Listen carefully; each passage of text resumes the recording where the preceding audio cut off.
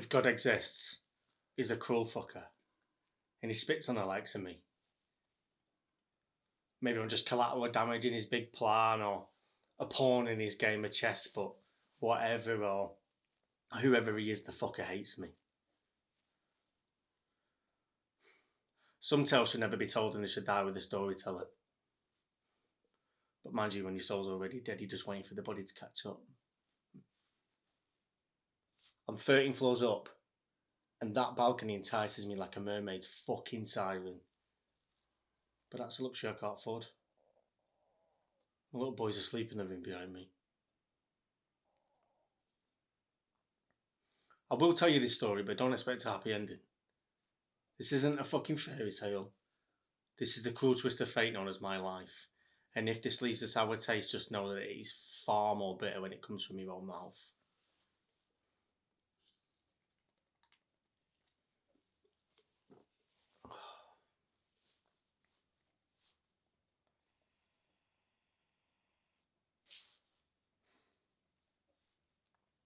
We met on Varna Road.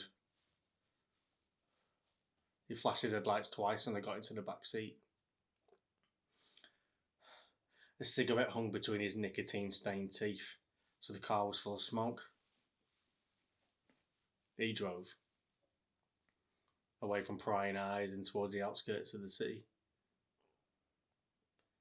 Never said anything, just occasionally look at me in the rearview mirror. Eventually he pulled into the middle of a clearing that was surrounded by trees that bordered the area. Get out, he said.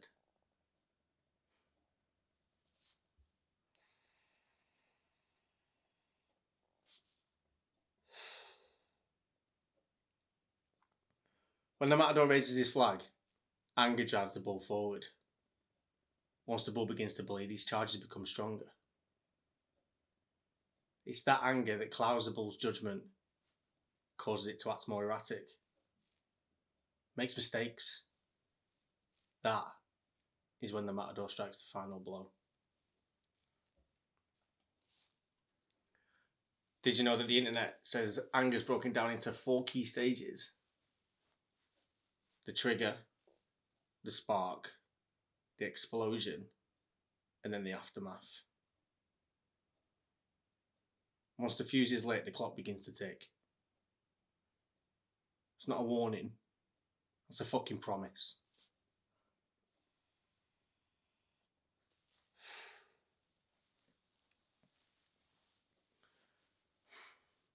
I got out of the car. He took out the headrest and folded down the back seats. He said, "Take off your clothes and lie on your back." I just shook my head. Fuck you, money first.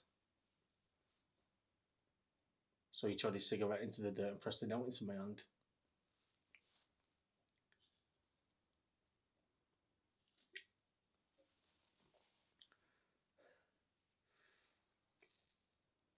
The leather seats felt cold on my bare skin and I lifted my legs.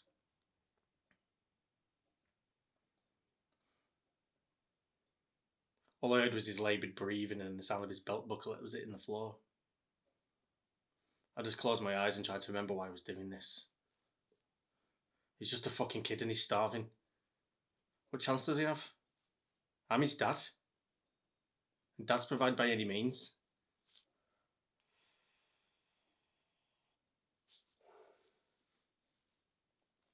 He climbed on top and he did what he paid to do. I just pressed my face into the leather seats, dried the tears, because men don't cry. And I was not giving this cunt the satisfaction.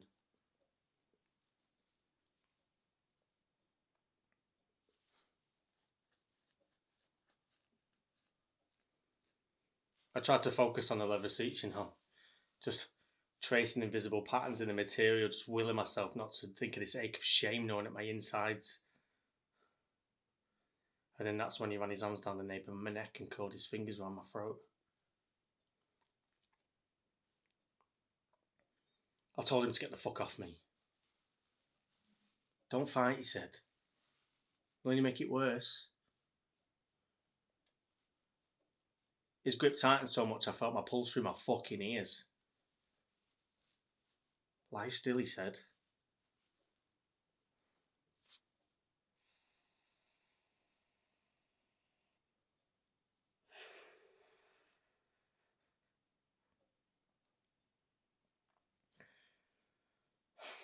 His fingers dug harder into my throat.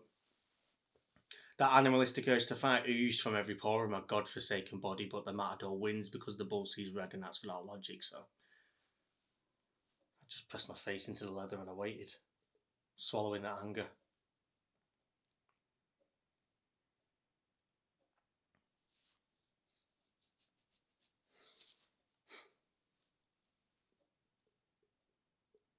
By the time he'd finished, his knuckles were white from the pressure he'd put on my neck. He got out of the car. He took a rag from the glove box and cleaned himself up. That ache of shame refused to leave my body, and he threw that rag onto the back seat. I summoned the will to stand. I lifted my head and I faced him man to man. Clean up, and then fuck off, he said.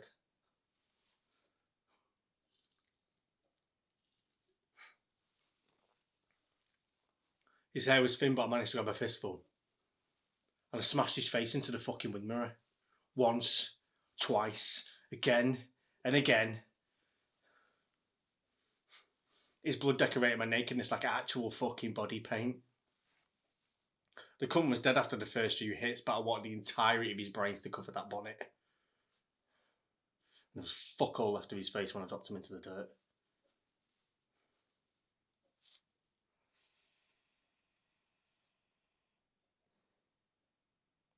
Once the fuse is lit, the clock begins to tick. That's not a warning. That is a fucking promise. The silence that followed was only interrupted by the distant hum of the traffic and the rustling of the trees. And then that's when I caught my reflection in the car window. Blood dripping from my chin, and this darkness had washed over my eyes. My hands were shaking too, but not from fear this time. This time it was something different.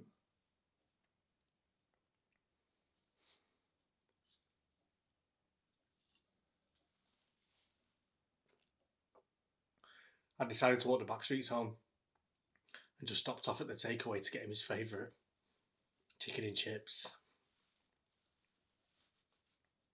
He was awake when I got in, and he put his little hand in mine, and his fingers were so fucking cold. I said, "Here, Dad's got you this." I sat up with him all night just watching him while he ate and just told him how much I loved him. He said, "I love you too, Daddy."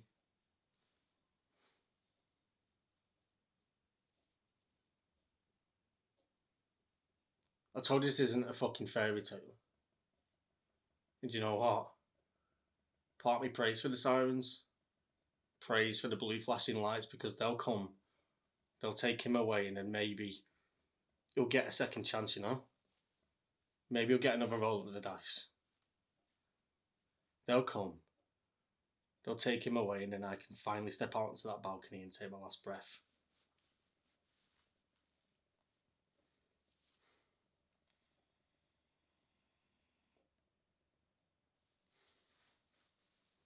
The bull ring's never far away, and these streets are fucking filled with matadors. I will step into that ring again.